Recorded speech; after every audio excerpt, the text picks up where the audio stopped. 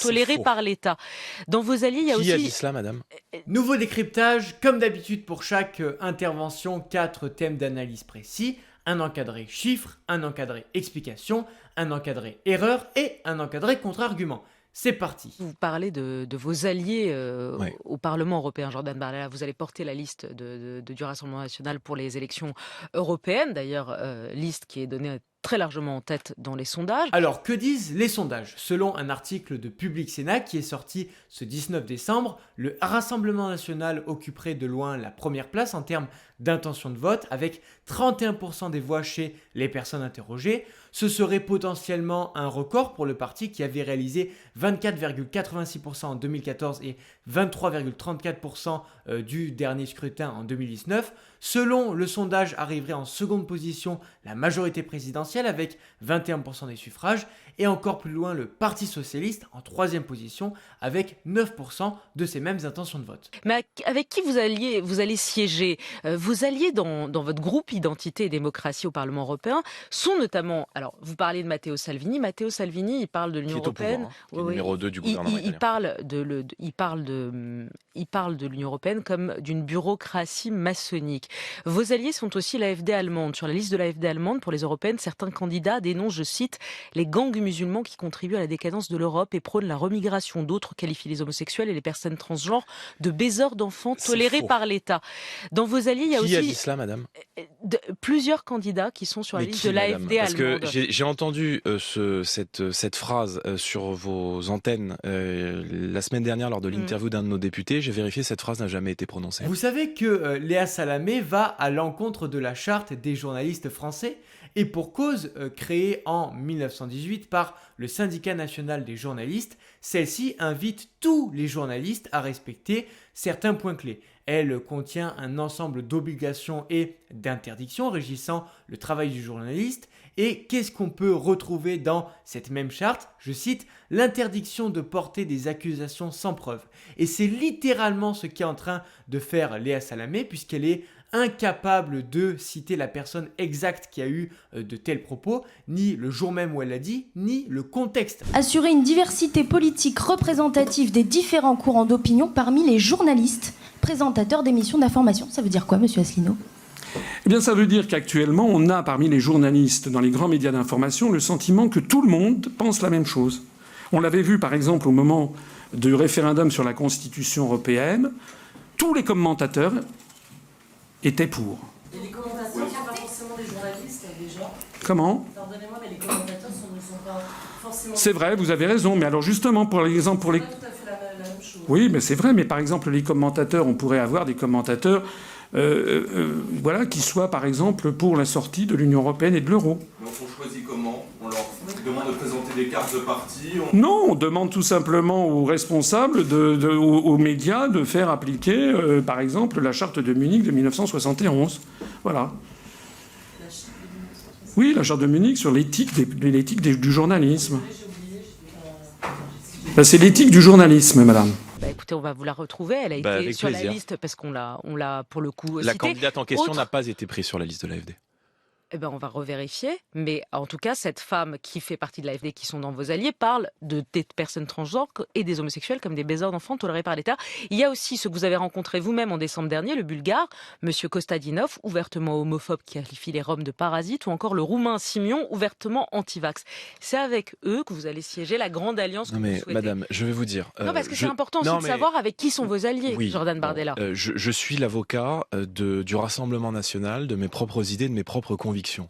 Donc je ne me sens pas obligé d'être l'avocat de députés européens qui sont élus en Bulgarie ou en Roumanie, si vous me le permettez, et qui siègent au sein du Parlement européen. D'autant plus que Léa Salamé oublie une chose, c'est que la législation de ces pays et la nôtre n'est pas la même, ce qui peut être considéré comme une atteinte morale dans notre pays ne l'est pas forcément dans un autre.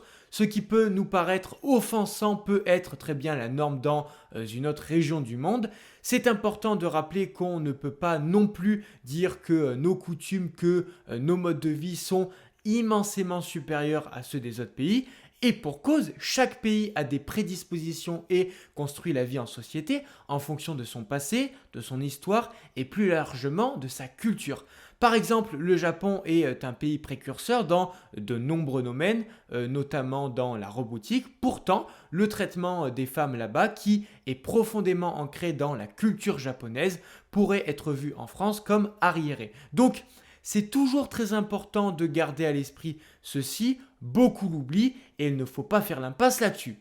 Nous cherchons au sein du Parlement européen des gens qui sont élus par les peuples. Pardon, on compose aussi avec les gens qui sont démocratiquement choisis par les peuples en Roumanie ou en Bulgarie.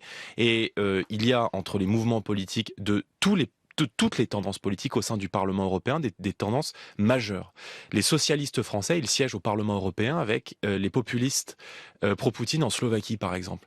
Est-ce à dire que les députés européens, avec mes collègues socialistes au Parlement européen, épousent les thèses de ce mouvement avec lequel ils travaillent dans le cadre de leur travail parlementaire à l'Assemblée nationale? Donc, encore une fois... Je vous dis pas du tout que vous épousez les thèses de ces gens-là qui le disent, mais tout de même, vous siégez dans... Je vous dis, c'est nos alliés, vous les rencontrez, ces gens-là, vous travaillez avec eux. Ce sont des gens qui, en l'occurrence, sont portés aux responsabilités. Monsieur Salvini, Matteo Salvini, je suis allé tenir meeting à Florence il y a quelques jours. À son invitation, il est le numéro 2 du gouvernement italien. Alors ici, il fait référence à un meeting qui s'est tenu dans la capitale de la Toscane, en Italie, le 3 décembre, qui réunissait un certain nombre de personnalités politiques appartenant au groupe Identité et démocratie du Parlement européen. L'objectif était simple, c'était d'officialiser un lancement commun en vue des élections européennes de juin 2024. Voici un extrait du discours de Jordan Bardella. Nel mio paese, la Francia, ci stiamo preparando a dire ciao Macron. Siamo impegnati nella stessa grande lotta, una lotta per i nostri popoli, per le nostre patrie, per le nostre libertà. Siamo l'Europa che rialza la testa, consapevole della ricchezza di ogni nazione. Siamo l'Europa dei grandi progetti, delle cooperazioni, l'Europa delle frontiere e dell'identità. Siamo l'orgoglio, la potenza, la combattività e soprattutto la volontà. Siamo vicinissimi a una nuova era e una nuova alba.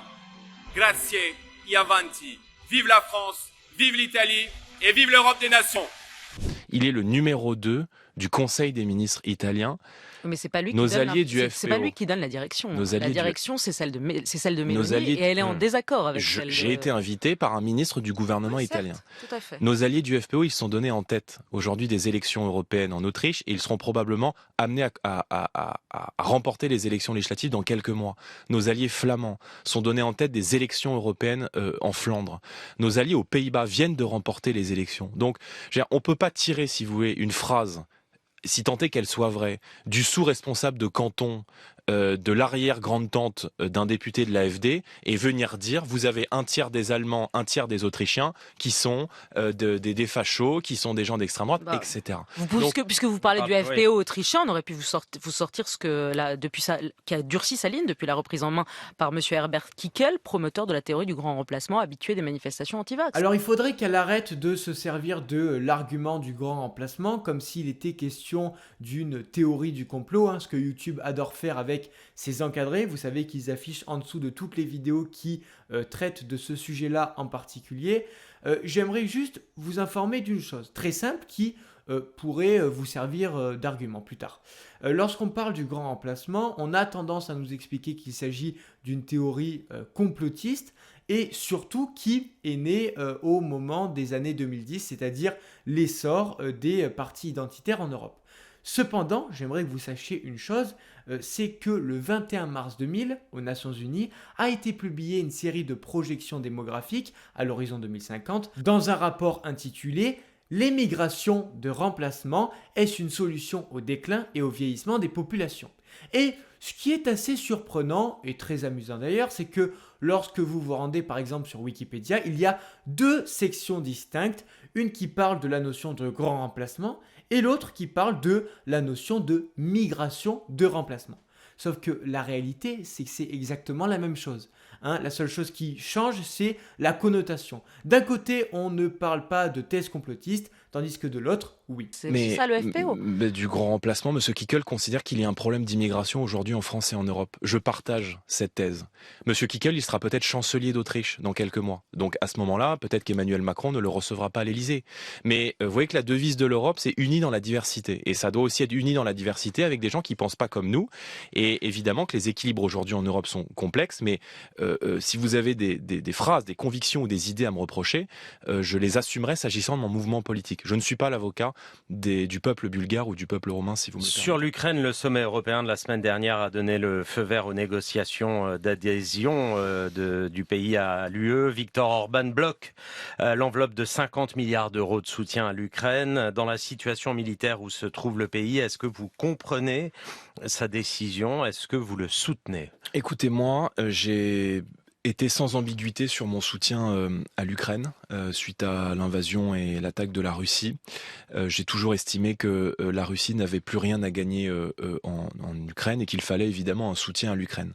Ce soutien aura toujours été dans les positions qui ont été les nôtres, de l'ordre matériel. Nous avons toujours été favorables à l'envoi de matériel défensif à l'Ukraine. Alors c'est dommage qu'il parle de ça parce que la France a toujours été un pays de diplomatie. Lorsqu'il est question de ravitaillement, il y a forcément une prise de position et celle-ci peut parfois s'avérer dangereuse parce qu'elle peut être à l'origine d'une escalade dans le conflit. La France, qui a le 3e plus grand réseau diplomatique au monde, n'est plus une nation de médiation. On a été le pays qui a dit non à la guerre en Irak et ça nous a coûté cher. Dans ce temple des Nations Unies, nous sommes les gardiens d'un idéal. Nous sommes les gardiens d'une conscience.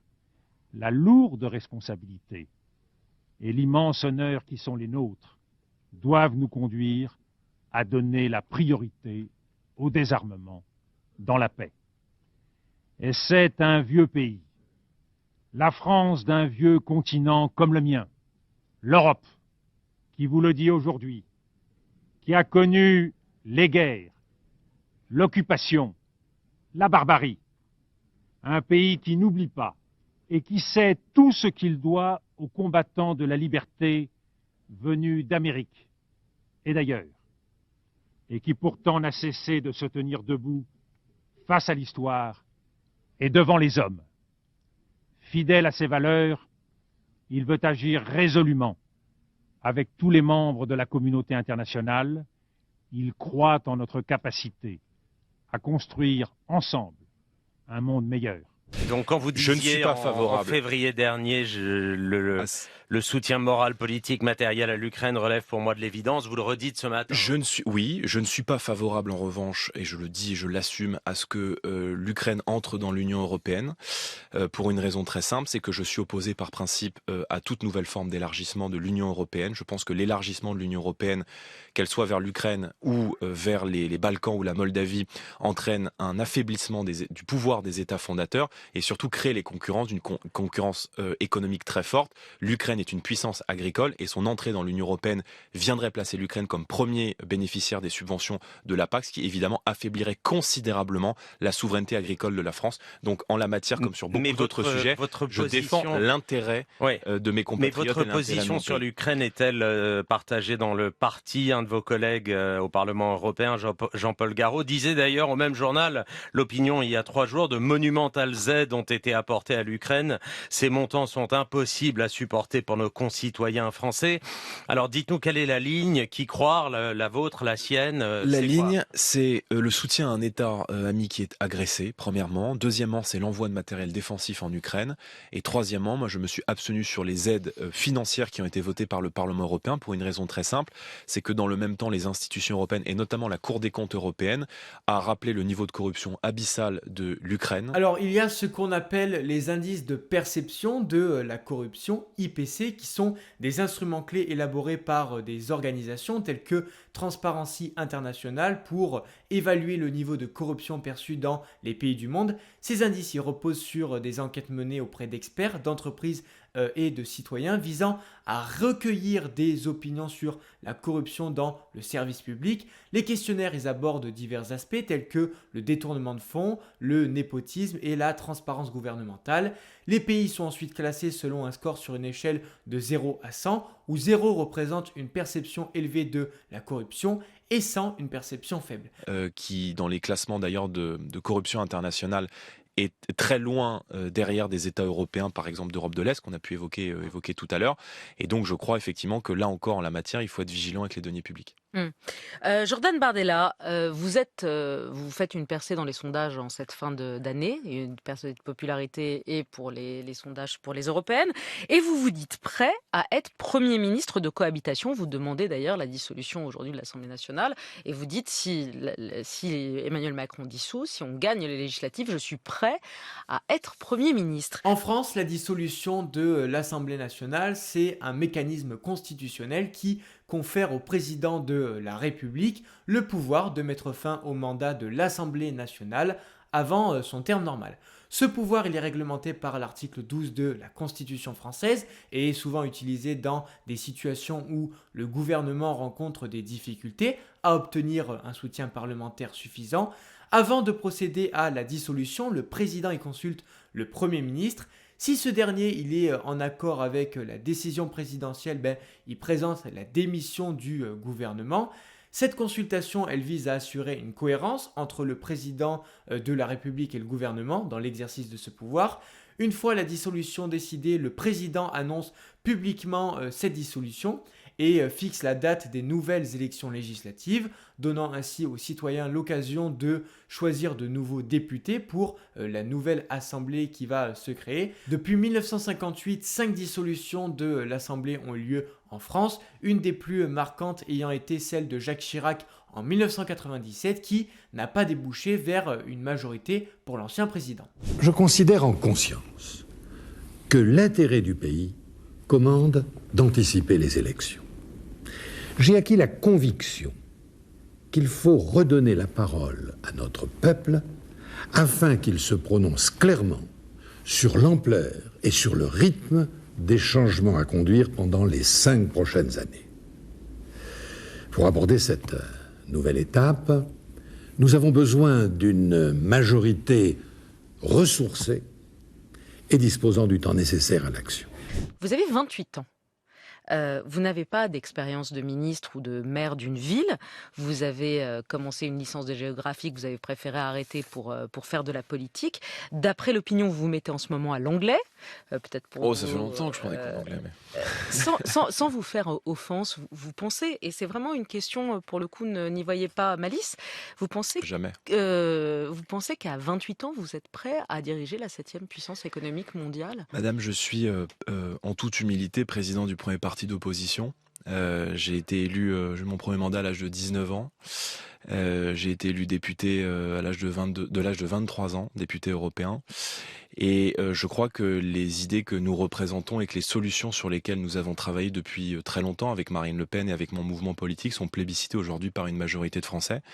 Par conséquent, j'ai dit qu'en cas de dissolution de l'Assemblée nationale, si le Rassemblement national devait obtenir une majorité, j'assumerais ma responsabilité et nous serions prêts, si tel était le cas, à conduire la politique de la nation. Alors, pour ce qui est d'une potentielle cohabitation, pour 46% des Français, Jordan Bardella serait un bon Premier ministre de cohabitation, selon un sondage ELAB.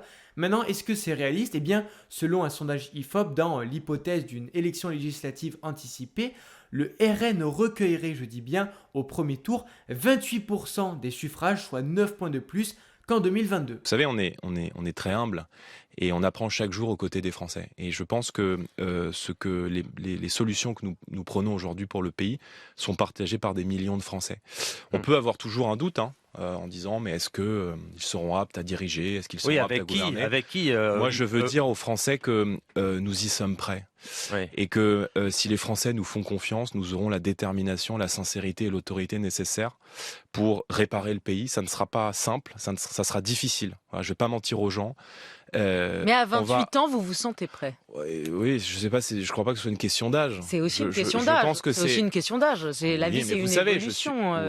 Oui, on grandit vite sur le champ de bataille. On apprend. Et on continue d'apprendre. Et encore une fois, être leader, c'est aussi être à la tête d'une équipe. Bref, c'est la fin de cette vidéo. J'espère qu'elle vous aura plu. N'hésitez pas à la liker et à vous abonner. Surtout, n'oubliez pas, partagez pour faire changer les choses.